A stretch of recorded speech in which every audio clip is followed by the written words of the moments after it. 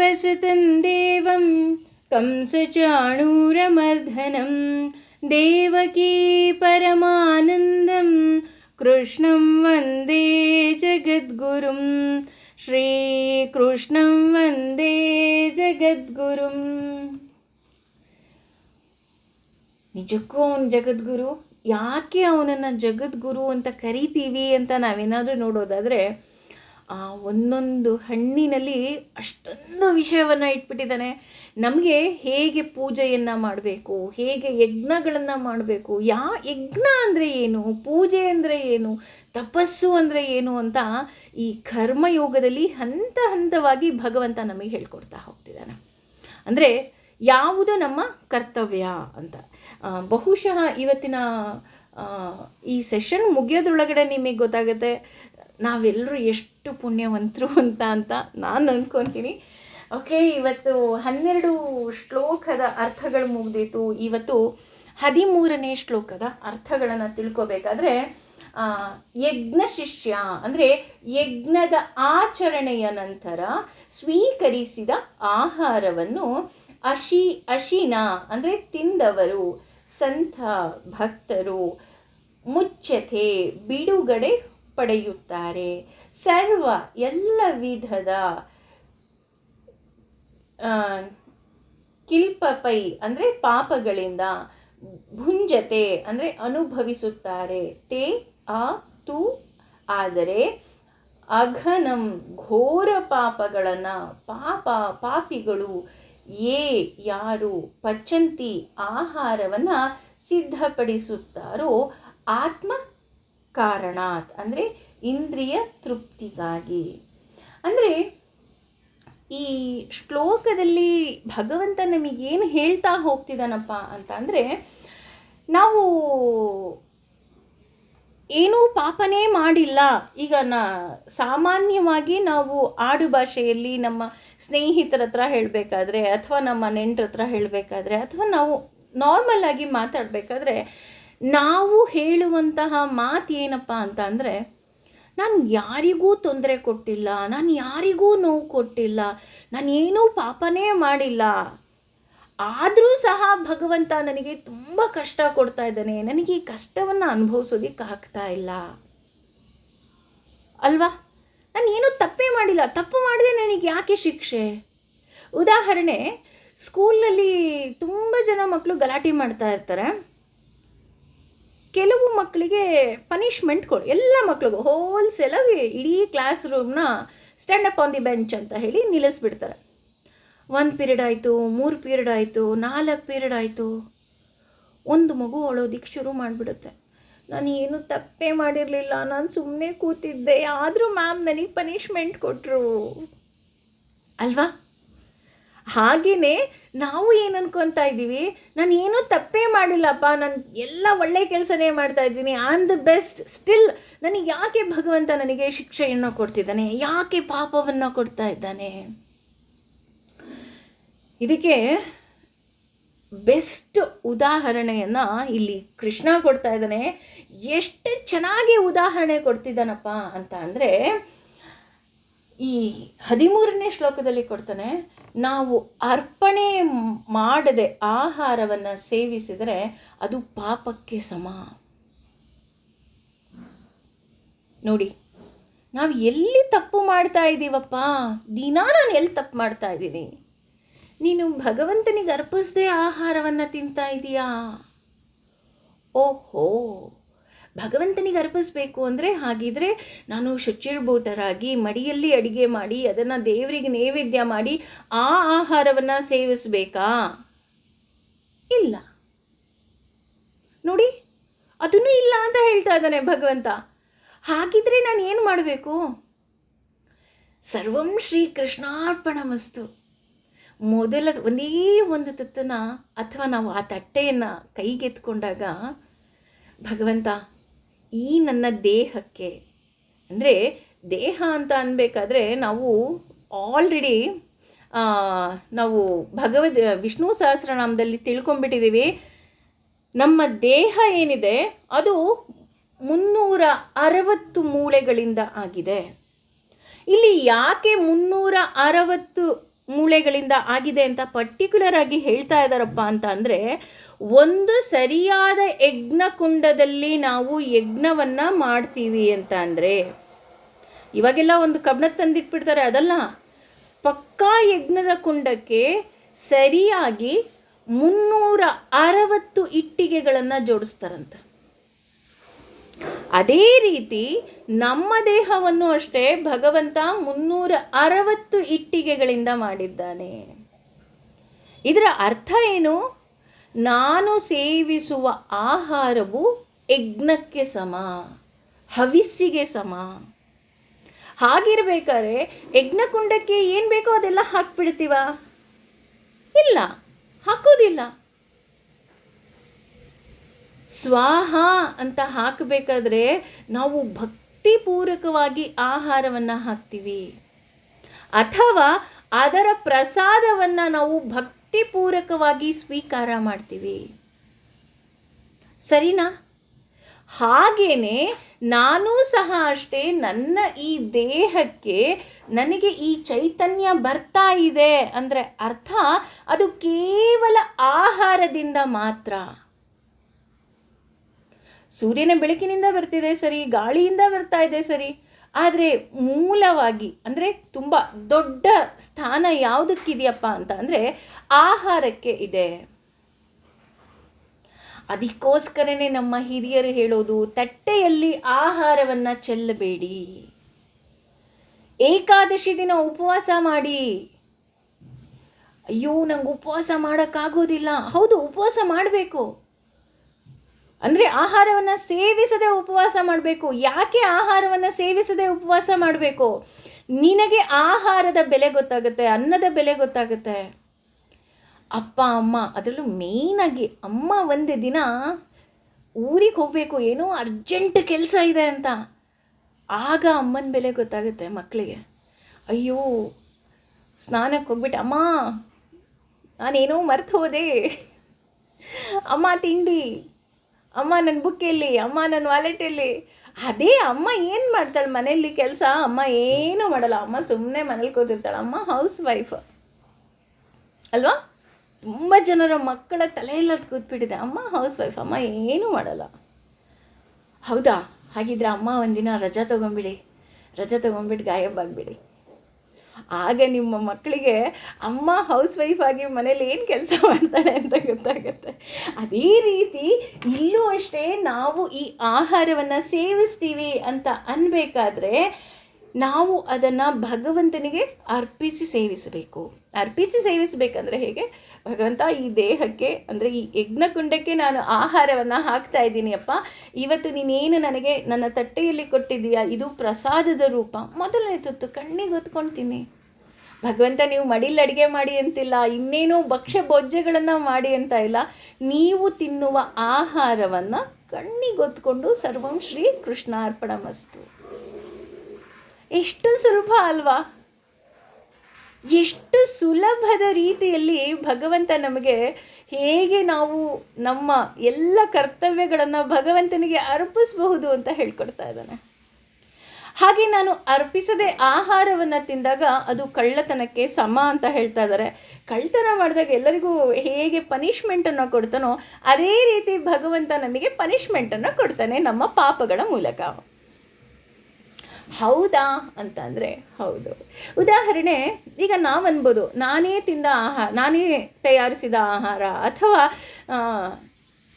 ನಾನು ದುಡ್ಡು ಕೊಟ್ಟು ತಂದಂತಹ ಆಹಾರ ಭಗವಂತನಿಗೆ ಯಾಕೆ ಅರ್ಪಿಸ್ಬೇಕು? ನೀವು ಬೇಕಾದ್ರೆ ಯಾರು ಮಕ್ಳಿಗೆ ಹೇಳಿ, ಭಗವಂತನ ಪ್ರಾರ್ಥನೆ ಮಾಡಿಬಿಡ್ತೀನಿ ಅಂತ, ತಕ್ಷಣ ಅವ್ರು ಕೇಳೋ ಪ್ರಶ್ನೆನೇ ಇದು, ನಾನು ಯಾಕೆ ಭಗವಂತನಿಗೆ ಅರ್ಪಿಸ್ಬೇಕು? ಇದಕ್ಕೆ ಉದಾಹರಣೆ, ನಿಮ್ಮ ತಂದೆಯ ಪರ್ಸಿನಲ್ಲಿ ದುಡ್ಡಿರುತ್ತೆ, ಒಂದು 10,000 ಅಮೌಂಟ್ ಇರುತ್ತೆ ಅಂತ ಅಂದ್ಕೊಳ್ಳೋಣ. ಅಪ್ಪನ ಪರ್ಸು, ಯಾರಪ್ಪನ ಪರ್ಸು? ನಮ್ಮಪ್ಪನ ಪರ್ಸು. ನಮ್ಮಪ್ಪನ ಪರ್ಸಲ್ಲಿ ನಾನು ಅಪ್ಪಂಗೆ ಹೇಳದೆ ದುಡ್ಡು ಏನಾದರೂ ಎತ್ಕೊಂಡೆ ಅಂದರೆ, ಹೇಳದೆ ಕೇಳಿದೆ ಅವರಿಗೆ ವಿತೌಟ್ ಇನ್ಫಾರ್ಮೇಷನ್ ಎತ್ಕೊಂಡೆ ಅಂದರೆ ಅದು ಕಳ್ತನ ಆಗುತ್ತಾ ಆಗಲ್ವಾ? ಆಗುತ್ತೆ ಅಲ್ವಾ? ಹಾಗೆಯೇ ಭಗವಂತನೇ ನಮಗಿಂತ ಮುಂಚೆ, ಅಂದರೆ ನಮ್ಮನ್ನು ಭೂಮಿಗೆ ಕಳಿಸ್ಬೇಕಾದ್ರೆ ಯಜ್ಞಗಳನ್ನು, ವೇದಗಳನ್ನು, ನಮ್ಮನ್ನು ಈ ಭೂಮಿಗೆ ಒಟ್ಟಿಗೆ ಕಳಿಸ್ತಾ ಇದ್ದಾನೆ. ಯಾಕೆ ಅಂತಂದರೆ ನಿನಗೆ ವೇದಗಳ ಮೂಲಕ, ಜ್ಞಾನದ ಮೂಲಕ ನಿನಗೆ ಜ್ಞಾನ ಸಿಗಲಿ. ಯಜ್ಞ ಅಂದರೆ ಏನು? ಸರ್ವಂ ಶ್ರೀ ಕೃಷ್ಣಾರ್ಪಣಮಸ್ತು, ಅರ್ಪಿತ, ಸಮರ್ಪಿತ ಅಷ್ಟೇ. ಹಾಗಾಗಿ ನೀನು ಆಹಾರವನ್ನು ನೀನು ಅರ್ಪಿಸದೆ ತಿಂದರೆ ಅದಕ್ಕೆ ಪಾಪಿಗಳಾಗುತ್ತೀರಾ. ಅದೇ ನೀವು ಆಹಾರವನ್ನು ಭಗವಂತನಿಗೆ ಅರ್ಪಿಸಿ ಸೇವಿಸಿದಾಗ ನೀವು ಸಜ್ಜನರಾಗ್ತೀರಾ ಅಂತ ಹೇಳ್ತಾರೆ. ನೋಡಿ, ಸಜ್ಜನರಾಗೋದು ತುಂಬ ಸುಲಭ ರೀ. ಸಿಂಪಲ್ ಲಿವಿಂಗ್ ಹೈ ಥಿಂಕಿಂಗ್ ಅಂತಾರಲ್ಲ, ಆ ಥರ ಸಿಂಪಲ್ ಆಗಿರೋದು ಸಜ್ಜನರ ಲಕ್ಷಣ ಅಂತ ಹೇಳ್ತಾರೆ. ಎಷ್ಟು ನಮ್ಮ ಕೈಯಲ್ಲಿ ಸಿಂಪಲ್ ಆಗಿರೋದಕ್ಕೆ ಸಾಧ್ಯವೋ ಅಷ್ಟು ಸಿಂಪಲ್ಲಾಗಿ, ಸರಳವಾಗಿ ಇರಬೇಕು. ಸೆಲ್ಫಿಶಸ್ ಆಗಿ ಇರಬಾರ್ದು. ಯಾವಾಗ ನಾವು ಸೆಲ್ಫಿಶ್ಗಳಾಗ್ತೀವಿ ಆಗ ನಮಗೆ ಪಾಪಗಳು ಸುತ್ತಕೊಳ್ತಾ ಹೋಗುತ್ತೆ. ಸೆಲ್ಫಿಶ್ನೆಸ್ ಮೀನ್ಸ್ ಸ್ವಾರ್ಥಿ. ನಾನು ಮಾಡಿದ್ದು ನನ್ನದು, ಅದು ಬಂತಾ ನಿನಗೆ ಪಾಪ ಸುತ್ತಕೊಳ್ದು. ಇಲ್ಲಪ್ಪ, ನನ್ನ ಕೈಲಿ ಭಗವಂತ ಮಾಡಿಸ್ತಾ. ನೋಡಿ ಎಷ್ಟು ಅಲ್ವಾ, ಅದೇ ಕೆಲಸವನ್ನು ಹೇಗೆ ನಾವು ಸಿಂಪಲ್ ಮಾಡ್ಕೋಬೇಕು ಅಂತ ಹೇಳಿ ಭಗವಂತ ಹೇಳ್ಕೊಡ್ತಾ ಇದ್ದಾನೆ. ಹಾಗೆ ನಾವು ಈ ಭಗವಂತ ಕೊಟ್ಟಂಥ ಆಹಾರವನ್ನು ಪ್ರಸಾದವಾಗಿ ಸ್ವೀಕಾರ ಮಾಡಿದಾಗ ನಾವು ಪ್ರಸನ್ನರಾಗಿ ಇರ್ತೀವಂತೆ. ನೋಡಿ, ಆನಂದವಾಗಿ ಇರುವಂತಹ ಮಾರ್ಗ ಸಹ ಭಗವಂತನೇ ಹೇಳ್ಕೊಡ್ತಾ ಇದ್ದಾನೆ. ಎಲ್ಲವನ್ನ ನೀನು ನನಗೆ ಅರ್ಪಿಸಿ ನೀನು ಪ್ರಸಾದವನ್ನು ಸ್ವೀಕಾರ ಮಾಡು, ಆಗ ನೀನು ಪ್ರಸನ್ನರಾಗ್ತೀಯ. ಇಲ್ಲಿ ಯಾಕೆ ಪ್ರಸಾದ ಅಂತ ಹೇಳ್ತಿದ್ದಾನೆ ಅಂದರೆ ಕೇವಲ ನಾವು ತಿನ್ನುವ ಆಹಾರ ಅಷ್ಟೇ ಅಲ್ಲ, ನಮ್ಮ ಈ ಜೀವನವೂ ಸಹ ಪ್ರಸಾದವಾಗಿದೆ. ಅಂದರೆ ಭಗವಂತನ ಗಿಫ್ಟ್ ಇದು. ಇವತ್ತು ನಾನು ಎದ್ದಿದ್ದೀನಿ ಅಂದರೆ ಅದಕ್ಕರ್ಥ ನನಗಿನ್ನೂ ಒಂದು ಚಾನ್ಸ್ ಕೊಡ್ತಾ ಇದ್ದಾನೆ ಭಗವಂತ. ನೀನು ಇನ್ನೂ ಒಳ್ಳೆಯವರಾಗು, ನಿನ್ನನ್ನು ನೀನು ಇನ್ನೂ ಮಾಡಿಫೈ ಮಾಡ್ಕೋ, ಹೆಜ್ಜೆ ಹೆಜ್ಜೆಗೆ ನೀನು ಇನ್ನೂ ಸರಿ ಹೋಗು ಅಂತ. ಹಾಗೆ ತುಂಬ ಸುಲಭ. ನಾವು ಯಾಕೆ ದೇವರಿಗೆ ಕೊಟ್ಟು ನಾವು ತಿನ್ನಬೇಕಪ್ಪ ಅಂದರೆ, ಯಾಕೆ ನಾವು ಭಗವಂತನಿಗೆ ಅರ್ಪಿಸ್ಬೇಕಪ್ಪ ಅಂದರೆ, ಭಗವಂತ ಕಾಯ್ತಾ ಇರ್ತಾನಂತೆ ನಮ್ಗೆ ಇನ್ನಷ್ಟು ಮತ್ತಷ್ಟು ಸುಖವನ್ನು ಕೊಡೋದಕ್ಕೆ. ಆ ಸುಖವನ್ನು ನಮಗೆ ಕೊಡೋದಕ್ಕೋಸ್ಕರ ಭಗವಂತ ಹೇಳ್ತಾ ಇದ್ದಾನೆ, ನೀನು ನಿನ್ನ ಎಲ್ಲ ಕರ್ತವ್ಯಗಳನ್ನು ನನಗೆ ಅರ್ಪಿಸು.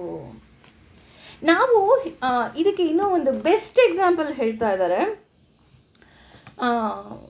ಇವಾಗ ಬಿಡಿ, ಇವಾಗ ಎಲ್ಲರ ಮನೇಲೂ ಆರ್ ಒ ವಾಟರ್ ಇದೆ, ಎಲ್ಲರೂ ಸ್ವೀಟ್ ವಾಟರೇ ಕುಡಿತೀರ. ಆದರೆ ಮೊದಲು ಚೊಳ್ನೀರು ಅಂತ ಹೇಳ್ತಾರೆ ಹಳ್ಳಿ ಕಡೆ, ಅಥವಾ ಬೋರ್ ನೀರು ಕುಡಿತಾ ಇರ್ತೀವಿ. ನಾವು ಹುಟ್ಟಿದಾಗಿಂದನೂ ಬೋರ್ ನೀರೇ ಕುಡಿತಾ ಇರ್ತೀವಿ. ಯಾವುದೋ ಒಂದು ಹಳ್ಳಿನಲ್ಲಿರ್ತೀವಿ, ನಾವು ಬೋರ್ ನೀರೇ ಕುಡಿತಾ ಇರ್ತೀವಿ. ನಾವು ಆ ಬೋರ್ ನೀರಲ್ಲೇ ಬಟ್ಟೆ ಒಗಿತೀವಿ, ಸ್ನಾನ ಮಾಡ್ತೀವಿ, ಎಲ್ಲವನ್ನ ಮಾಡ್ತಿರ್ತೀವಿ. ವಿ ಥಿಂಕ್ ದಟ್ ನಾವು ತುಂಬ ಕ್ಲೀನಾಗಿದ್ದೀವಿ, ನಾವು ಖುಷಿಯಾಗಿದ್ದೀವಿ, ತುಂಬ ಒಳ್ಳೆ ನೀರನ್ನೇ ಕುಡಿತಾ ಇದ್ದೀವಿ ಅಂತ ನಮ್ಗೆ ಅನ್ನಿಸ್ಕೊಂಡ್ಬಿಟ್ಟಿರುತ್ತೆ. ಹುಟ್ಟಿದಾಗಿಂದ ಆ ಹಳ್ಳಿ ಬಿಟ್ಟು ನಾವು ಹೊರಗಡೆ ಕಾಲು ಹೆಜ್ಜೆನೇ ಇಟ್ಟಿಲ್ಲ. ಹಾಗಾಗಿ ಆ ಹಳ್ಳಿನಲ್ಲಿ ನಾವು ಏನು ಕೆಲಸ ಮಾಡ್ತಾಯಿದ್ದೀವಿ ಅದೇ ಬೆಸ್ಟ್ ಕೆಲಸ ಅಂತ ನಾವು ಅಂದ್ಕೊಂಡ್ಬಿಟ್ಟಿರ್ತೀವಿ. ಇದ್ದಕ್ಕಿದ್ದ ಹಾಗೆ ಮಗಳನ್ನು ಯಾವುದೋ ಒಂದು ಮೈಸೂರಿಗೋ ಯಾವುದೋ ಅಥವಾ ನಮ್ಮ ಮಲೆನಾಡಿಗೋ ಎಲ್ಲೋ ಮದುವೆ ಮಾಡಿಕೊಟ್ಬಿಡ್ತಾರೆ. ಅಲ್ಲಿ ಹೋಗಿ ನಾವು ಕಾವೇರಿ ನೀರು ಅಥವಾ ತುಂಗಾ ನೀರನ್ನು ಕುಡಿದಾಗ ನಮಗೆ ಗೊತ್ತಾಗುತ್ತೆ, ಆಹಾ, ನೀರು ಇಷ್ಟು ಸ್ವೀಟ್ ಆಗಿರುತ್ತಾ.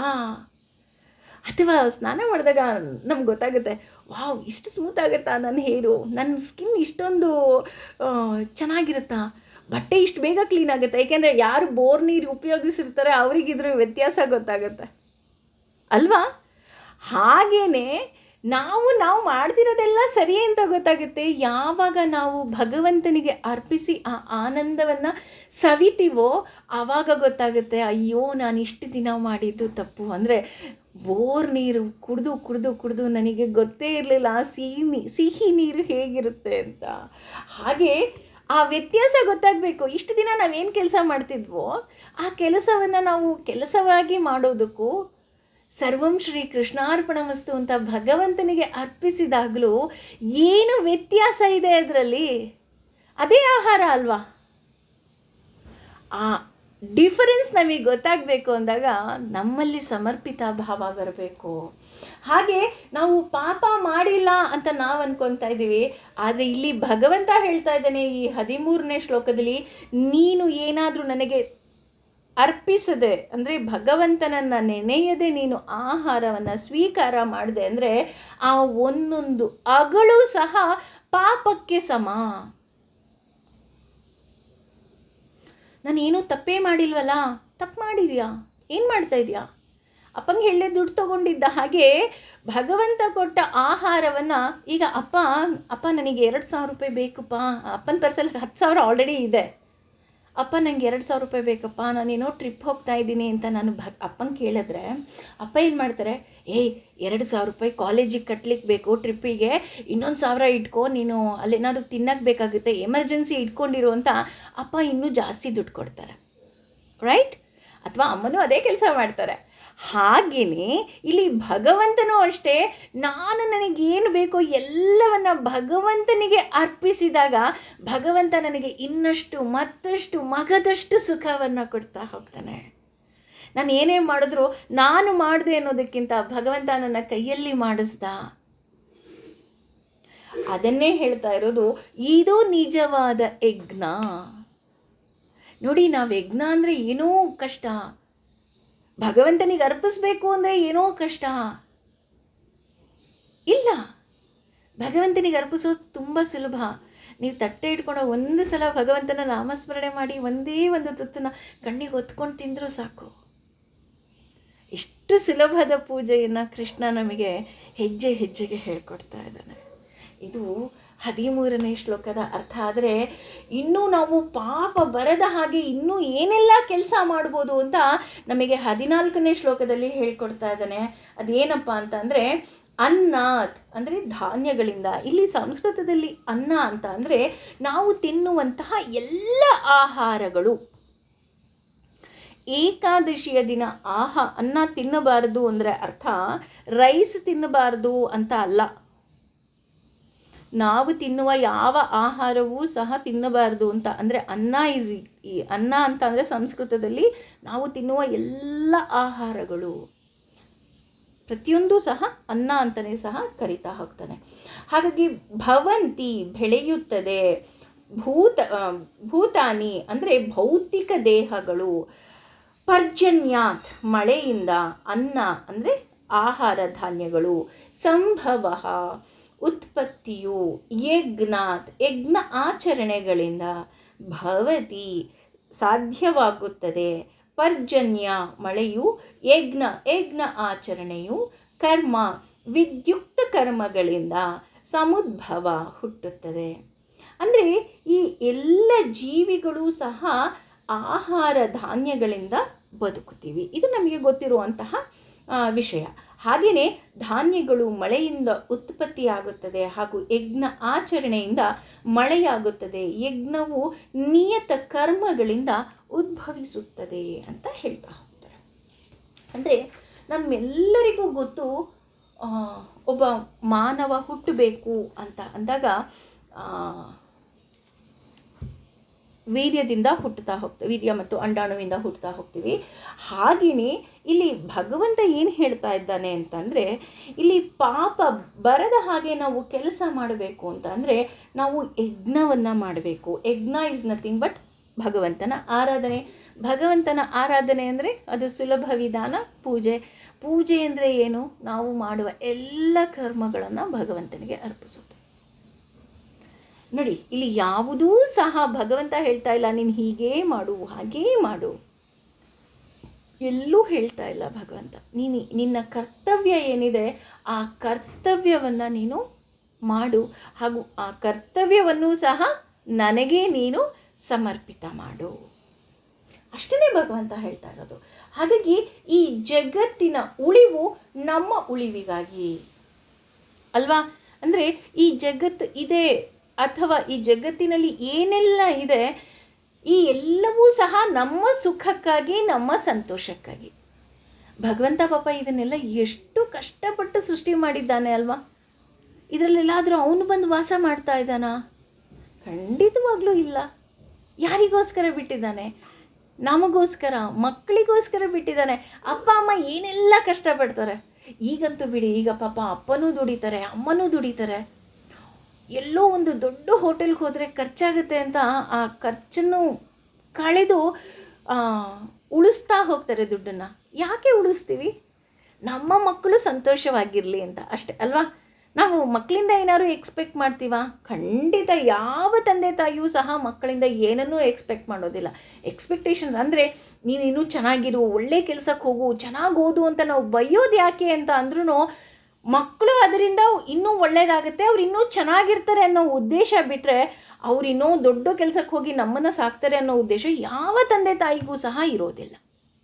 ಹಾಗೆಯೇ ಇಲ್ಲಿ ಭಗವಂತನೂ ಅಷ್ಟೇ ಈ ಜಗತ್ತನ್ನು, ಈ ಸೃಷ್ಟಿಯನ್ನು ಸೃಷ್ಟಿ ಮಾಡಿದ್ದಾನೆ.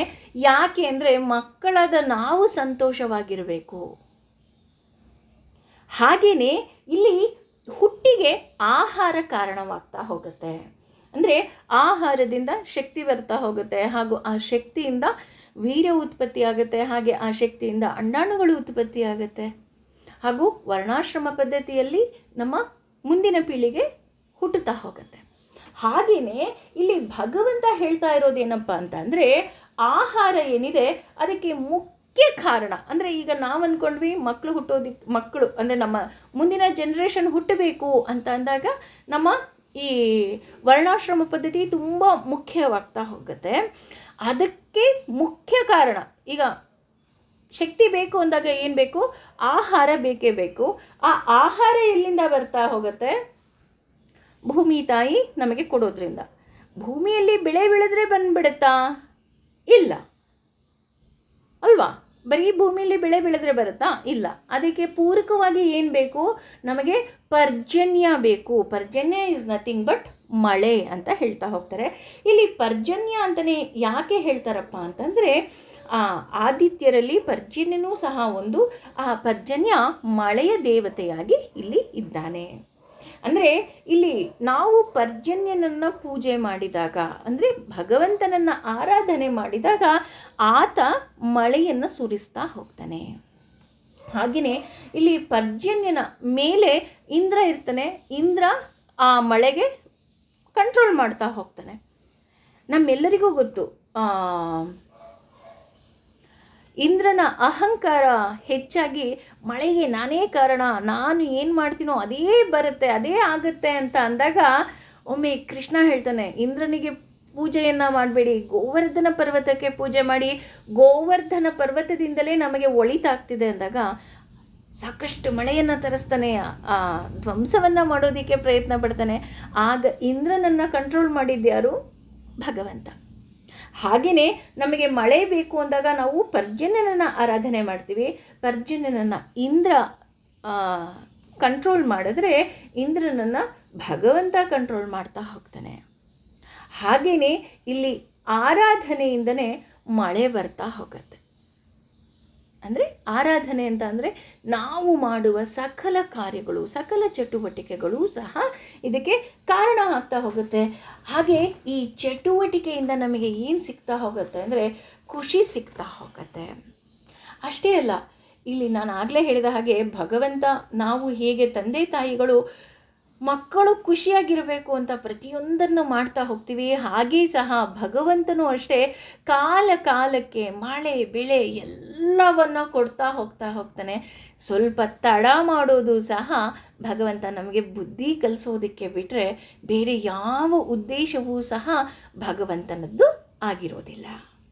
ಹಾಗೆಯೇ ನಾವು ಏನು ಈ ಪ್ರಪಂಚಕ್ಕೆ ಬರ್ತೀವಿ, ಆಗ ನಾವು ಏನನ್ನೂ ಸಹ ತಂದಿರೋದು ಇಲ್ಲ, ಏನನ್ನೂ ಸಹ ನಾವು ತೆಗೆದುಕೊಂಡು ಸಹ ಹೋಗೋದಕ್ಕೆ ಸಾಧ್ಯ ಇಲ್ಲ. ಯಾರೇನಾದ್ರು ತೊಗೊಂಡು ಹೋದವರು ಇದ್ದಾರಾ? ಇಲ್ಲ. ಹಾಗಾಗಿ ನಾವು ಇಲ್ಲಿ ಹೇಳ್ತಾ ಹೋಗ್ತಾರೆ, ನೀನು ದುಃಖವನ್ನು ಅನುಭವಿಸ್ತಾ ಇದ್ದೀಯಾ? ನಮ್ಮೆಲ್ರಿಗೂ ದುಃಖ ಇದೆ, ಬೇಜಾರಿದೆ, ನೋವುಗಳಿದೆ. ಒಂದೇ ಒಂದು ಸಲ ನಾವು ಕಣ್ಮುಚ್ಚಿ ಯೋಚನೆ ಮಾಡಬೇಕು, ನಾವೇನಾದರೂ ತೊಗೊಂಬಂದಿದ್ವಾ ಬರ್ತಾ? ಅಮ್ಮನ ಹೊಟ್ಟೆಯಿಂದ ಹುಟ್ಟಿದ್ವಲ್ಲ, ಆಗೇನಾದ್ರು ತೊಗೊಂಬಂದಿದ್ವಾ? ಒಂದಷ್ಟು ಬ್ಯಾಂಕ್ ಬ್ಯಾಲೆನ್ಸು ಅಥವಾ ಏನಾದರೂ? ಏನೂ ಇಲ್ಲ ಅಲ್ವಾ? ಅಥವಾ ತಗೊಂಡು ಹೋಗ್ಬೇಕಾದ್ರೆ ಏನಾದರೂ ತೊಗೊಂಡು ಹೋಗ್ತೀವಾ? ಏನೂ ಇಲ್ಲ, ಎರಡೂ ಇಲ್ಲ ನಮ್ಮ ಕೈಯಲ್ಲಿ. ಹಾಗೆಯೇ ಇಲ್ಲಿ ನಮಗೆ ಏನೆಲ್ಲ ಸಿಗ್ತಾ ಹೋಗ್ತಿದೆ ಅದು ನಮಗೆ ಬೋನಸ್ಸೇ. ನನ್ನ ಹತ್ರ ಏನೂ ಇಲ್ಲ, ಖಾಲಿ ಕೈಯಲ್ಲಿ ಕೂತಿದ್ದೀನಿ ಅಂದರೆ ಯಾರೋ ಒಬ್ಬರು ಬಂದು ಹಣ್ಣು ಕೊಡ್ತಾರೆ ಅಂದರೆ that is bonus for me. Yes, wow, ಇವತ್ತು ಹಣ್ಣು ಕೊಟ್ಟರು, ಇವತ್ತು ಊಟ ಕೊಟ್ಟರು, ಇವತ್ತು ನಾನು ಊಟ ಮಾಡ್ತಾಯಿದ್ದೀನಿ, ಇವತ್ತೊಂದು ಹೊಸ ಬಟ್ಟೆ ಹಾಕ್ಕೊಂಡೆ. ಹೌದು, ನಿನ್ನ ಕರ್ಮದ ಫಲದಿಂದ ಅದು ನಿನಗೆ ಸಿಕ್ಕಿದೆ. ಕರ್ಮ ಈಸ್ ನಥಿಂಗ್ ಬಟ್ ವರ್ಕ್. ನೀನು ಇಲ್ಲಿ ಕಾಯಕವನ್ನು ಮಾಡಿದ್ಯಾ, ನೀನು ಇಲ್ಲಿ ಕೆಲಸಗಳನ್ನು ಮಾಡಿದ್ಯಾ, ಹಾಗಾಗಿ ನಿನಗೆ ಎಲ್ಲವೂ ಸಹ ದೊರಕ್ತಾ ಇದೆ. ಅದು ಬಿಟ್ಟು ನಿನಗೆ ಕಳ್ಕೊಳ್ಳೋದಕ್ಕೆ ಇಲ್ಲಿ ಏನೂ ಸಹ ಇಲ್ಲ. ಕಾರಣ ನೀನು ಬರುವಾಗ ಏನನ್ನೂ ಸಹ ತಂದಿಲ್ಲ. ಹಾಗೆಯೇ ಈ ಬೆಳೆ ಬೆಳಿಬೇಕಾದರೂ ಸಹ ಹೇಗೆ ಉಳುಮೆಯನ್ನು ಮಾಡಬೇಕು, ಹಾಗೆ ಭಗವಂತ ರೈತ ಭೂಮಿ ತಾಯಿಗೆ ನಮಸ್ಕರಿಸಿ, ಅಮ್ಮ ತಾಯಿ ನೀನು ನನ್ನ ಬೆಳೆಯನ್ನು ಕಾಪಾಡು ಅಂತ ಭಗವಂತ ಭೂಮಿ ತಾಯಿಗೆ ಕೇಳ್ಕೊಳ್ಬೇಕು. ಹಾಗೆಯೇ ವರುಣದೇವನಿಗೆ ಕೇಳ್ಕೋಬೇಕು, ಅಂದರೆ ಪರ್ಜನ್ಯನಿಗೆ ಕೇಳ್ಕೋಬೇಕು, ಪರ್ಜನ್ಯ ಮಳೆಯನ್ನು ಸುರಿಸು ತಂದೆ ಅಂತ. ಆ ಮಳೆಯನ್ನು ಸುರಿಸಿ ಅವನು ನಿಯಮಿತವಾಗಿ ಮಳೆಯನ್ನು ಸುರಿದಾಗ ಮಾತ್ರ ನಮಗೆ ಬೆಳೆ ದೊರಕೋದಕ್ಕೆ ಸಾಧ್ಯ. ಹಾಗೆಯೇ ಈ ಎಲ್ಲ ಪ್ರೊಸೆಸ್ಸಲ್ಲಿ ನಾವು ಮಾಡಬೇಕಾಗಿರೋ ಒಂದೇ ಒಂದು ಕೆಲಸ ಧನ್ಯವಾದ. Thank you. ರೈತ ಭೂಮಿಗೆ ಧನ್ಯವಾದವನ್ನು ಹೇಳಿದ್ರೆ, ರೈತನಿಂದ ಪಡೆದ ಧಾನ್ಯಕ್ಕೆ ನಾವು ರೈತನಿಗೆ ಧನ್ಯವಾದವನ್ನು ಹೇಳಬೇಕು. ಅದಕ್ಕೇ ನಮ್ಮ ಹಿರಿಯರು ಎಷ್ಟು ಸುಂದರವಾಗಿ ಹೇಳ್ತಾ ಇದ್ರಪ್ಪ ಅಂತಂದರೆ, ಊಟ ಮಾಡಿದ ನಂತರ, ಹೊಟ್ಟೆ ತುಂಬಿದ ನಂತರ ಅನ್ನಧಾತು ಸುಖೀಭವ ಅಂತ ಹೇಳ್ತಾ ಇದ್ರು. ಅನ್ನಧಾತು ಸುಖೀಭವ ಅಂದರೆ ಯಾರು? ಬೆಳೆದ ರೈತನಿಂದ ಹಿಡಿದು, ವ್ಯಾಪಾರಿಯಿಂದ ಹಿಡಿದು, ಅದನ್ನು ಮನೆಗೆ ತಂದ ಯಜಮಾನನಿಂದ ಹಿಡಿದು, ಅದನ್ನು ಶುಭ್ರ ಮಾಡಿ ಅಡುಗೆ ಬಡಿಸುವವರೆ ಗೃಹಿಣಿಯ ಎಲ್ಲರಿಗೂ ಸಹ ಧನ್ಯವಾದ. ನೋಡಿ, ಸಾಮಾನ್ಯವಾಗಿ ನೀವೇನಾದರೂ ಈ ಪಂಕ್ತಿ ಊಟದಲ್ಲಿ ಏನಾದರೂ ಕೂತ್ರೆ ಅದನ್ನು ಹೇಳಿದೆ ಯಾರೂ ಸಹ ಎದ್ದೇಳೋದಿಲ್ಲ. ಅನ್ನದಾತೂ ಸುಖೀಭಾವ. ನಾವು ಸಹ ಅಷ್ಟೇ, ಮೊದಲನೇ ತುತ್ತನ್ನು ಭಗವಂತ ನೀನು ನನಗೆ ಕೊಟ್ಟಂತಹ ಈ ಪ್ರಸಾದ ಅಂತ ನಾನು ಸ್ವೀಕರಿಸಿದಾಗ ನಾನು ಪ್ರಸನ್ನಳಾಗಿರ್ತೀನಿ. ಕೊನೆಗೆ ಅನ್ನಧಾತು ಸುಖೀಭವ. ಎಷ್ಟೋ ಜನಕ್ಕೆ ಮನೆಯಲ್ಲಿ ಅಡುಗೆ ಮಾಡ್ಕೊಳ್ಳೋದಕ್ಕಾಗೋದಿಲ್ಲ, ಯಾರೋ ಒಬ್ಬರು ತಂದು ಊಟವನ್ನು ಇಡ್ತಾರೆ. ಆ ಊಟ ತಂದು ಇಡ್ತಾನಲ್ಲ, ಅವನು ಸಹ ಅದಕ್ಕೆ ಕಾರಣನಾಗ್ತಾನೆ. ಅನ್ನಧಾತು ಸುಖೀಭವ. ನೋಡಿ, ಯೋಚನೆಯನ್ನು ಮಾಡಬೇಕು. ಹಾಗಾಗಿ ನಾವು ಮಾಡುವ ಪ್ರತಿಯೊಂದು ಕರ್ತವ್ಯವನ್ನು ನಾವು ಭಗವಂತನಿಗೆ ಅರ್ಪಿಸಬೇಕು ಅಂತ ಹೇಳ್ತಾ ಹೋಗ್ತಾರೆ. ಅದಕ್ಕೆ ಬೆಸ್ಟ್ ಉದಾಹರಣೆ ಮಹಾಭಾರತದಲ್ಲಿ ಒಬ್ಬ ಧರ್ಮವ್ಯಾಧ ಅಂತ ಬರ್ತಾನೆ. ಇವನ ಮಾರ್ಗದರ್ಶನದ ಹಾಗೆ ನಡಿಬೇಕು ಅಂತ ಹೇಳ್ತಾ ಹೋಗ್ತಾರೆ. ಅವನು ಯಾರಪ್ಪ ಅಂತ ನೋಡಕ್ಕೆ ಹೋದರೆ ಅವನು ಮಾಂಸ ಮಾರುವನು. ಅಪ್ಪ ಶಿವ, ಅವನನ್ನು ಹೇಗಪ್ಪ ನಾವು ತಗೊಳ್ಳೋದು? ಅವನು ಮಾಂಸ ಮಾರೋನಂತೆ. ಇಲ್ಲ, ಈ ಧರ್ಮವ್ಯಾಧ ಯಾರಪ್ಪ ಅಂತ ಅಂದರೆ, ನಾನು ಆಗಲೇ ಹೇಳಿದ ಹಾಗೆ ಒಬ್ಬ ಮಾಂಸ ಮಾರುವವನಿರ್ತಾನೆ. ಆದರೆ ಅವನು ಈ ಕರ್ತವ್ಯವನ್ನು ಬಹಳ ನಿಯಮ ಮತ್ತು ನಿಷ್ಠೆಯಿಂದ ಮಾಡ್ತಾ ಇರ್ತಾನೆ. ಅಷ್ಟೇ ಅಲ್ಲದೆ ಅವನು ಮಾಂಸ ಆಹಾರವನ್ನು ಸೇವಿಸ್ತಾ ಇರೋದಿಲ್ಲ. ನೋಡಿ, ಎಂತಹ ವಿಪರ್ಯಾಸ ಅಲ್ವಾ? ಅವನು ಮಾಂಸ ಆಹಾರವನ್ನು ಸೇವಿಸುವುದಿಲ್ಲ, ಆದರೆ ಅವನ ಕೆಲಸ ಏನಾಗಿರುತ್ತೆ? ಮಾಂಸವನ್ನು ಮಾರೋದು. ಅವನು ಹೇಳ್ತಾನೆ, ನಾನು ಪ್ರಾಣಿ ಹಿಂಸೆ ಮಾಡೋದಿಲ್ಲ, ಯಾರೋ ಪ್ರಾಣಿ ಹಿಂಸೆಯನ್ನು ಮಾಡಿ ನನಗೆ ತಂದು ಕೊಡ್ತಾರೆ. ಹಾಗಾಗಿ ಈ ಜಾಗವನ್ನು ನಾನು ಶುಭ್ರ ಮಾಡಿ ಇದನ್ನು ಯಾರು ತಿನ್ನುತ್ತಾರೋ ಅವರೇ ಬಂದು ಕೊಳ್ಳುತ್ತಾರೆ. ಅವನು ಇಲ್ಲಿ ಯಾವುದೇ ರೀತಿಯಾದಂತಹ ಮಾಂಸಾಹಾರವನ್ನು ಸೇವಿಸ್ತಾ ಇಲ್ಲ. ಅದರ ಜೊತೆಗೆ ಆ ಕೆಲಸವನ್ನು ಮುಗಿಸಿ ಮನೆಗೆ ಹೋಗಿ ಶುಭ್ರವಾಗಿ ತನ್ನ ತಂದೆ ತಾಯಿಯ ಕರ್ತವ್ಯವನ್ನು ಆತ ಮಾಡ್ತಾ ಇರ್ತಾನೆ. ಆ ಎಲ್ಲ ಕರ್ತವ್ಯವನ್ನು ಮಾಡೋದ್ರ ಜೊತೆಗೆ ಆತನ ತಂದೆ ಕೇಳ್ತಾನೆ ಒಂದಿನ, ಯಾಕೆ ನೀನು ಈ ಕೆಲಸವನ್ನು ಮಾಡ್ತಾ ಇದೀಯಾ? ಆಗ ತಂದೆಗೆ ಆತ ಹೇಳ್ತಾನೆ, ಇದು ನನ್ನ ಕುಲಕಸುಬು, ಅಂದರೆ ಮೊದಲಿಂದ ಬಂದಿದೆ, ಹಾಗಾಗಿ ನಾನು ಈ ಕೆಲಸವನ್ನು ಮಾಡಲೇಬೇಕು, ಆ ಕೆಲಸವನ್ನು ಮಾಡ್ತಾ ಇದ್ದೀನಿ. ಆದರೆ ಇದರಲ್ಲಿ ಅವನಿಗೆ ಎಕ್ಸ್ಪೆಷಲಿ ಅವನಿಗೆ ಯಾವುದೇ ರೀತಿಯಾದಂತಹ ಪಾಪದ ಲೇಪವೇ ಇಲ್ಲವಂತೆ. ಯಾಕೆ ಅಂತಂದರೆ, ಒಂದು ಅವನು ತಿಂತಾ ಇಲ್ಲ, ಅಥವಾ ಅವನು ಪ್ರಾಣಿ ಹಿಂಸೆಯನ್ನು ಸಹ ಮಾಡ್ತಾ ಇಲ್ಲ. ಹಾಗೆಯೇ ನಾವು ಸಹ ಅಷ್ಟೇ, ನಾವು ಮಾಡುವ ಕರ್ತವ್ಯವನ್ನು ನಿಯಮ ನಿಷ್ಠೆಯಿಂದ ಮಾಡಿದಾಗ ಹಾಗೂ ಭಗವಂತನಿಗೆ ಅರ್ಪಿಸಿದಾಗ ನನಗೆ ಯಾವುದೇ ರೀತಿಯಾದಂತಹ ಪಾಪದ ಲೇಪ ಬರೋದಿಲ್ಲ. ಅಂದರೆ ಇಲ್ಲಿ ನಮ್ಮ ಕರ್ತವ್ಯವನ್ನು ನಾವು ಮಾಡಬೇಕು ಅಷ್ಟೆ. ಕರ್ಮಣ್ಯವಾಧಿಕಾರಸ್ಥೆ ಮಾ ಫಲೇಷು ಕದಾಚನ. ಈಗ ಒಬ್ಬ ಸನ್ಯಾಸಿ ಇರ್ತಾನೆ, ಅವನ ಕರ್ತವ್ಯವೇನು? ಅವನು ಪ್ರತಿಯೊಂದು ಕೆಲಸವನ್ನು ಭಗವಂತನಿಗೆ ಅರ್ಪಿಸಬೇಕು, ಅವನ ಜೀವನವನ್ನೇ ಭಗವಂತನಿಗೆ ಅರ್ಪಿಸಬೇಕು.